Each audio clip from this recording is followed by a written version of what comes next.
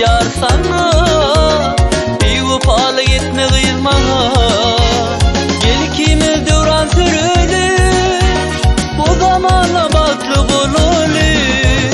Gözünde senin seyratan, görmesin her günlük seni.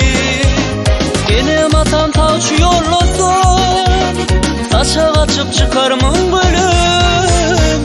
Gülüm gülüm gülüm gülüm gel gülüm, taşa kaçıp çıkarımın gülüm.